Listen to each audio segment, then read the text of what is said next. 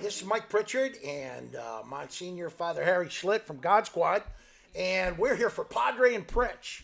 Now, I've been a comedian in the Bay Area for quite some time, probably 40 years, and spent my time laughing and having fun with kids, teaching kids, worked on PBS, and during that period of time, the man who married me baptized all my kids who are off on their own now. One is a comedy writer and a professor of writing, and the other one's a doctor, and the other one's a therapist in the city. And she styles folks' hair and listens to their life situations. Harry baptized them all, and he married my wife and I, and it was a lovely ceremony, very small, very good at Sacred Heart Parish. And after all the success of your children, right, you're still trying to be funny. Not as funny as them. Yeah. Or my wife. I'm the most not funny. Yeah. No, I'm the most goofy. Yeah. No doubt. But, you know, I think that you learn as you go along. And what I learned with you was, you know, and I have to give you credit. Because we grew up in the same area, attended the same seminary, your faith has been a shining light to me. And now, I don't know what you figure the odds of this are, folks, but he is my pastor, or whatever, chaplain, at St. Vincent's Boys Center, where I attend Mass every Sunday and have for 30 years. And he's there now. Yeah. And we grew up way back in the Midwest. And you know what you said? You said, I would like to give you credit. You've always given me credit, but I really want money. I mean, I'm as broke as the Ten Commandments, folks, in Las Vegas. Anyway, but who needs credit? Right? Yeah, I don't want credit because I don't want blame. So, well, we have an opportunity to get together like this and talk about some things that are deeper than we are. Spirituality is certainly deeper than humor or being a priest and doing what I do, ministry. Yours is a ministry. Sometimes I try to be funny, and it occasionally works with people who are dying.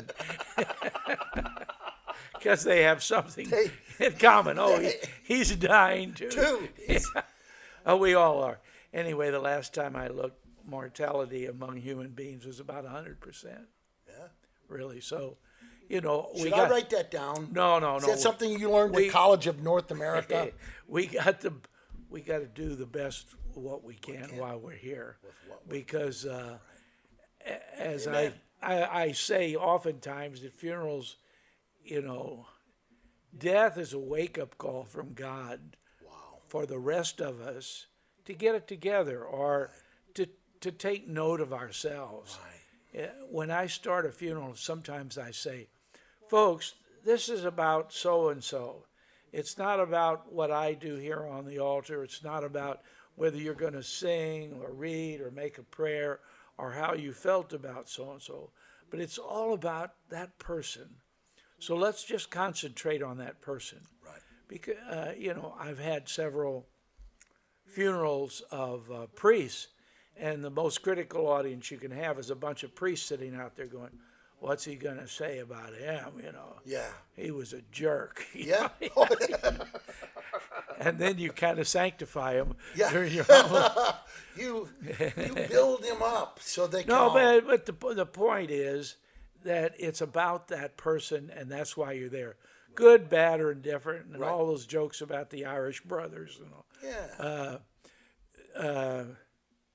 You have to get over yourself as a minister or a preacher or a priest and say, this is not about me. Humble up. Yeah, humble up. And honestly, Mike, I've had so many funerals, you kind of think you're getting pretty good at it, you know. Yeah.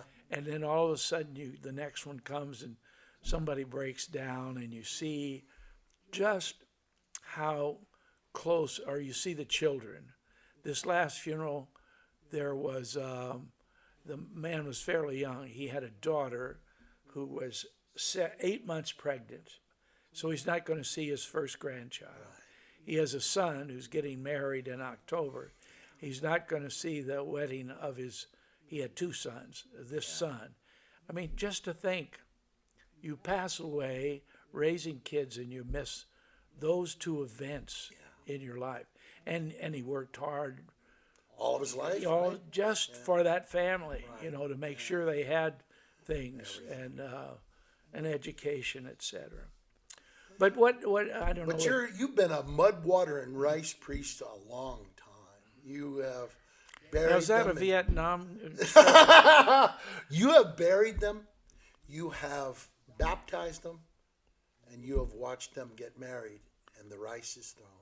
Yeah. You have mud, water, and rice your way through a long period of time. You've been a priest a long time, and blessed so many families, and as also that man you're talking about did so much to help veterans, and he was a blessing to our community, to the people here. And you worked as well in Armed Forces Radio with families all over the world, and you knew so many immigrant soldiers, sailors, Marines that you had helped, and they came as immigrants to this country with the promise of fighting for this country and its ideals to be able to get citizenship for their kids. And this is what we learned from the immigrant, correct? Well, someone said, well, what I learned from the immigrants was how to pick fruit and mow lawns, Isn't that a terrible thing to say? What we're learning in the Catholic Church today is that immigrant population is closer to God. Yes. And they may not they may not be culturally experienced to give in a collection, but they give of themselves, and they show strong family values. Love. Family values, Right. yeah.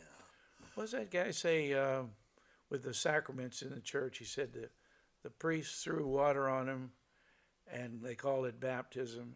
And then an old fat guy with a pointed hat slapped him across the face.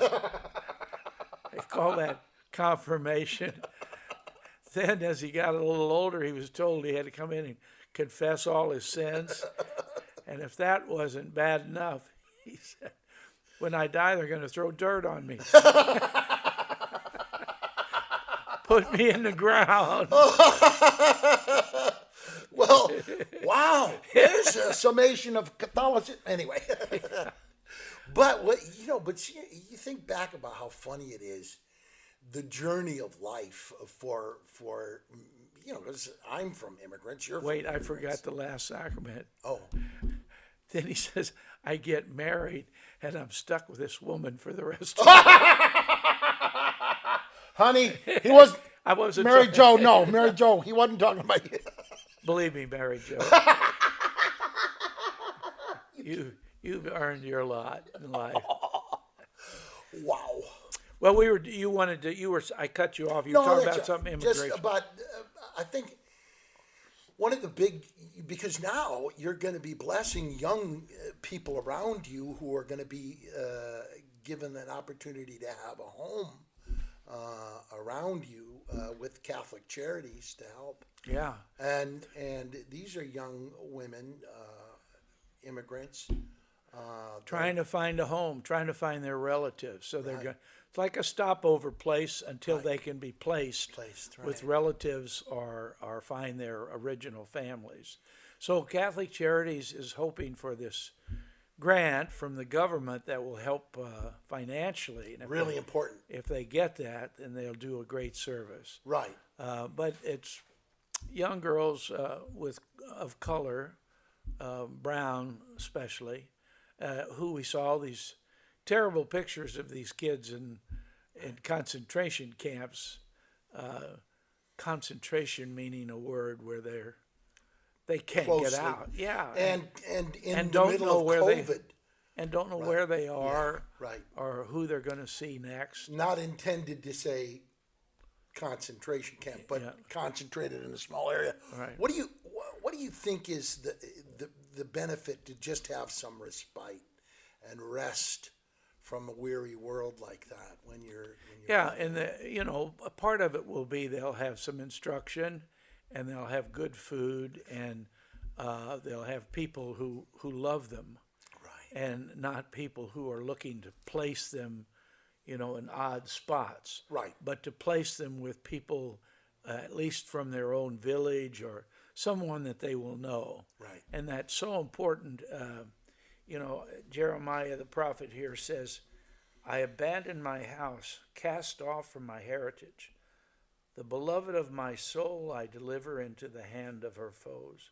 My heritage has turned on me like a lion in the jungle. Because she has roared against me, I treat her as an enemy. My heritage is a prey for hyenas and surrounded by vultures. These words were written a long time ago. But insightful wisdom, Solomonic wisdom, right? Yeah, I mean, it just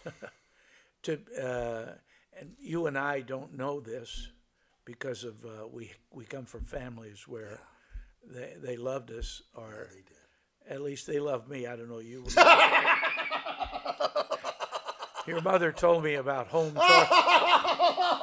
torture. How they would tie you to the refrigerator, see which one was the biggest. Obviously, see what happened. I had a brother that looked like a refrigerator with a head. But we put him into sports at Southeast Missouri State University football. Anyway, so. Is that what you do with big guys? Yes, put him in football. Anyway, so. What was I saying? Well, just the wisdom. It's so hard. Well, you and I was saying you and I haven't had that experience, but we listen to these stories, Right. and you can see in kids' eyes when they're and in other countries where some of them are hauled off and put into slaves and Human trafficking. human trafficking. Right. It's an awful thing. Yeah, it is. And you wouldn't think that it would happen in But our it day still and does age. presently, right? Yeah. And it's why it's so important that we stay awake and aware of these things in our community. And that prayer is a way to teach that hopefulness that you have to have in faith in your heart, that you will be rescued, you will be saved, you will get help.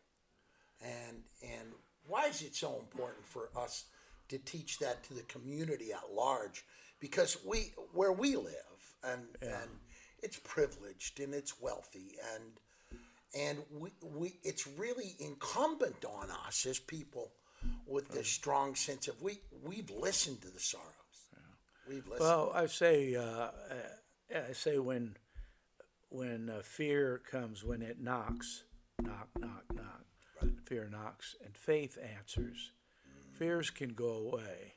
If you don't have faith and you answer, the fear is going to come in and take over and use more of your precious time, of your life, take up part of your mentality, make you off balance, question, doubtful about who you are and what you're doing. But when I had my cancer surgery, I used to go in for the chemo in my neck, and I would think of all the people who didn't have faith. I could say, if I die here, I believe enough that I'm going to have life eternal. Right. What if a guy comes in here and why would he go through all this chemo and stuff? Right. Why deal with it? Or I had a Jewish friend in New York one time. He said, I know you believe in that afterlife stuff. He said, I just bought my third Mercedes. He said, that's important to me. He says, I know I can't take it with me, but he said, that shows the neighborhood that I've done really well. I said, yeah, 3 Mercedes. But here's a guy who doesn't, he doesn't believe that there's an afterlife. Life's not ended but changed. But he's wounded in many ways, Harry. I mean, people that believe in objects or materialism, as opposed to, I have so many friends. One of my friends is a rabbi, and one of my favorite rabbis to pray to is every Sunday. Yeah. And his mother, and I hold that rosary close to my heart and have for 50 years.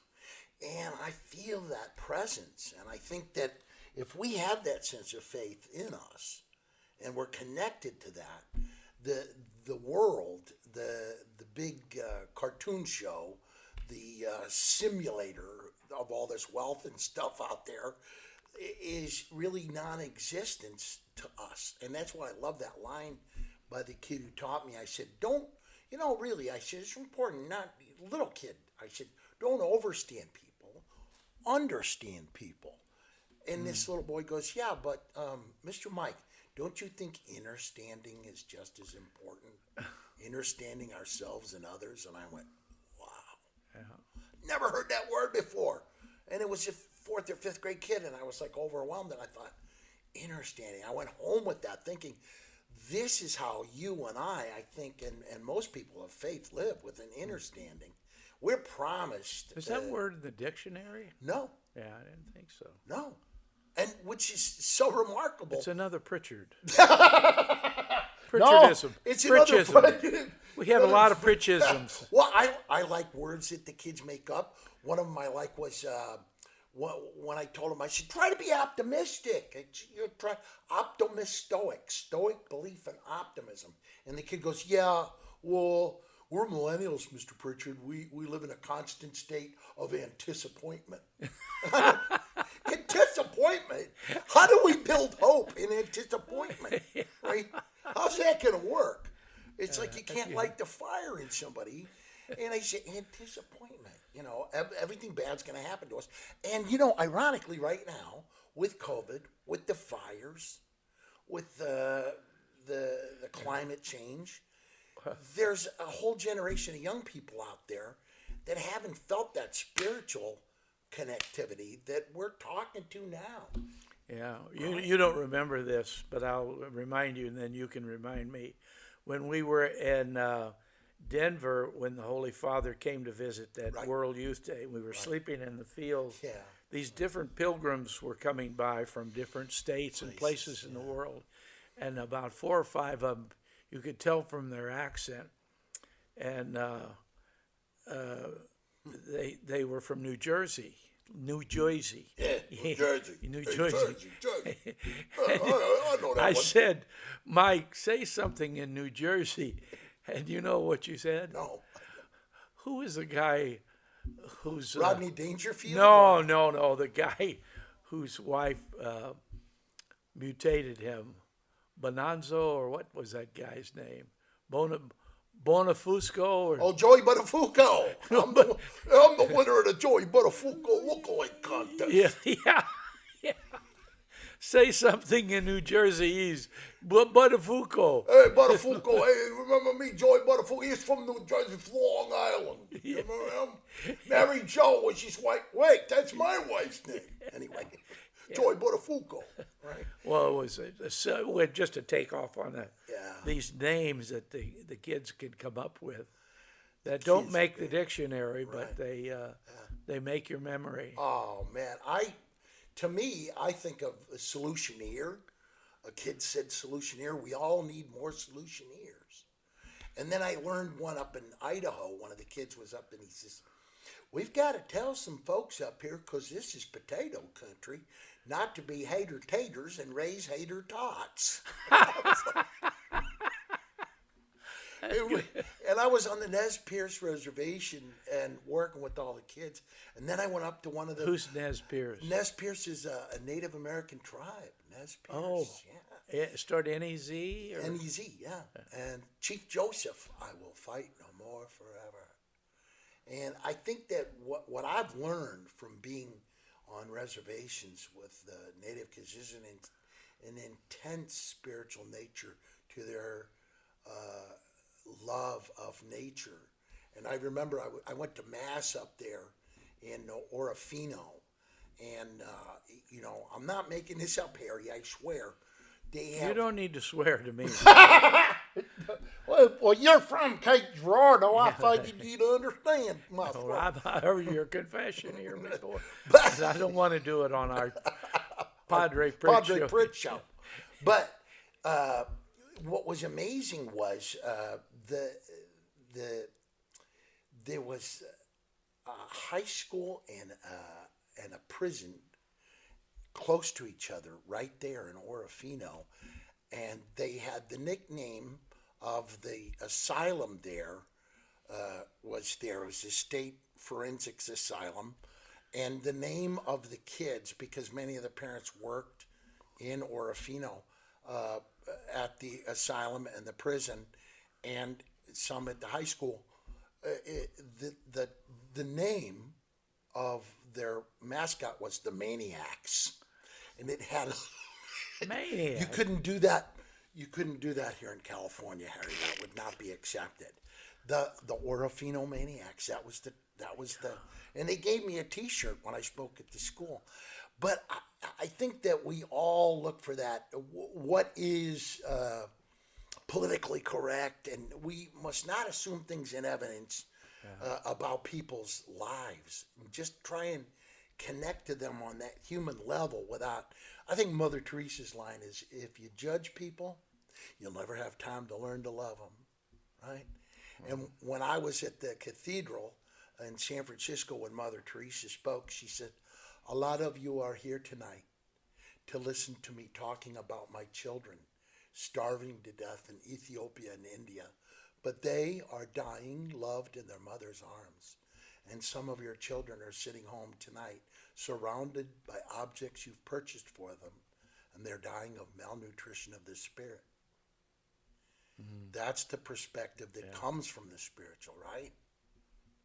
And we learn, I think, so much by sometimes the folks that suffer the most have the most. If you look back at Ebenezer Scrooge, right? He was as solitary as an oyster in his pain, poor Scrooge. And what made me laugh about that was it wasn't until the third spirit came to visit him that he woke up, because he'd been devoid of compassion. And we all want to try and be that third spirit to teach the spirit of Christmas present and Christmas future to people. You can have a better life and be a better person than you might have thought. And back to Mother T just for a second. Sure. Sister Terry, I call her. Personal friend. Mother T, in that book written by her spiritual director, she had the dark night of the soul. Did you read about that? Yes, I did. So, like, as we were saying at the very beginning, there's there's ripples in everybody's life. We all look to this woman as Sister Perfect, and never any doubts, nothing could go wrong, and she had a terrible time thinking that she wasn't on the right track with God. Yeah. Boy. And what do we learn about knowing that a saint, like her, and, Harry, you and Miles O'Reilly and Father Heaney got me to be the MC for the Papal Mass, and I'll never forget that. I didn't do that. Well, I Bishop suggested Quinn, yeah, but Bishop Quinn, he had the final nod. But what I thought was great was I learned from watching the Holy Father when they brought a young Down syndrome kid back as he was vesting up, and this little boy, the Holy Father, was back there, and the Holy Father went to bless him, in nomine Patri, and the kid grabbed his hand, and the Pope was so human, he started to laugh. He said, "He blesses me," right? And this is him. This is who he was, and he is a saint. Yeah, and the better picture from that visit was at Mission Dolores when he held the kid with Brendan AIDS. O'Rourke. Yeah. Brendan O'Rourke. Were you there then, or did you? Yeah. No, I wasn't there, but I knew the family. Yeah. And I saw the picture. I was down in San Jose. I had helped the family as you did, and Father Miles, and that picture was epic. It went all over the world. Brendan, he left us. He had AIDS, and he was 5. And the Holy Father instinctively went and lifted him up, and the light in Mission Dolores shone through. And a San Jose Merc photographer took that shot. It went globally all over the world, but it was on the whole back page. And I remember sitting there. I was in the airport getting ready to go on CBS News with Bill Curtis and do an interview in L.A. I had to fly out of San Jose to get out because San Francisco was so busy. And a lady starts crying. She says, "Oh my God, look at that picture." And I go, "Huh?" And she goes, "Look at the picture on your paper." And I flipped it over. And it was Brendan. And I think that we realize that miracles, you never quit 1 minute before the miracle happens, right? That's working in radio and television here in San Francisco, I could not get 5 minutes of airtime from, it was KPIX covered that Pope's visit mostly. They flew me out from New York, put me up in a hotel. I had a helicopter if I wanted to take pictures. They watched the news feed. It was a very expensive endeavor, but they covered it well. Well, yeah, they did for sure. And it was done right, and they thought there was going to be all kinds of display. Nothing happened. Nothing. And I saw so many San Francisco cops getting communion at Candlestick in their dress uniforms with their white gloves, and it fills your heart to know that there's so many women and men of faith who are out there in the military and in police and fire, and they were all there that day. Yeah. And they understood that there's a spiritual blessing in being connected to a faith system that teaches us that. And that comes generally from being connected to a family. Right. You and I were born into our faith. Right. Fortunately for us and for some who take it for granted, and for others, it doesn't mean much unless the family does it. Right. I always tell these parents, "Oh, my teenage kids they don't believe anymore." Well, if you believe, sooner or later they're going to say, "Mom and Dad, right, they did this. Yeah. We have our kids. Right. We should do something about it too." The best sermon is a good example. Yeah. Right. What did whoever said? It's not what you. I can't remember what I was going to say. Okay, Padre. Is it all right? Will I live? You're still there. Well, we man. started out talking about little kids, and I hope that if anybody ever hears this, that you will pray for these little kids who have been separated from their family and families, and that our little work here in Marin County and in an old convent that was dedicated to the Carmelite sisters could be turned into a place where young children, particularly girls of brown skin, can relocate their culture, their family, the people they know and grew up with, and gave, that can happen again. That can happen, and they can gain respite, and they can also gain insight into what's important in life, and that our nation is and always has been a safe harbor for the hearts of the immigrant.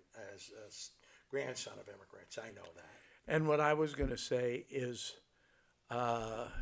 give good example in your preaching, and in case you might want to use words or something like that. Yeah, that was it. Yeah, it was close to that. Yeah, you might need words. You might need words. Yes. Yeah, I don't know if St. Francis said that or something. Yeah. I always love the fact that I think we learn so much from studying those around us that are practical examples of walking faith, as opposed to giving speeches about they are the example of, and this is humble up and serve. Yeah. Say little, do much, and that's what this is all about. And I always feel blessed to be with Father Harry, and folks out there. Just think about this: in our connection to the community, that community unity.